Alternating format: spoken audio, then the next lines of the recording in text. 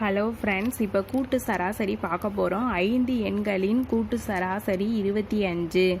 அவற்றில் இருந்து ஒரு எண்ணை நீக்கினால் அவற்றின் கூட்டு சராசரி 20 எனில் நீக்கப்பட்ட எண்ணானது அப்படின்னு கேட்டிருக்காங்க.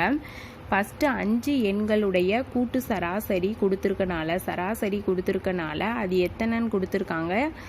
25. 5 எண்களின் சராசரி 25னா கூடுதல் நம்ம கண்டுபிடிக்கணும். 25 5ஆல் பெருக்கணும்னா நம்மளுக்கு கூடுதல் 125ன்னு கிடச்சிரும்.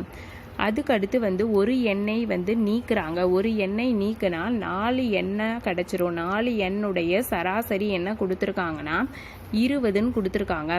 4 எண்ணின் சராசரி 20ன்னு சொல்லிட்டாங்க. அப்போ அதோட கூடுதல் அப்படின்னா இந்த 4 20ஆல் பெருக்கணும்னா கூடுதல் என்ன கிடைக்கும்? 80 கிடச்சிரும். அப்போ அந்த நீக்கப்பட்ட எண்ணை கேட்குறாங்க. நீக்கப்பட்ட எண் என்னன்னு கேட்குறாங்க.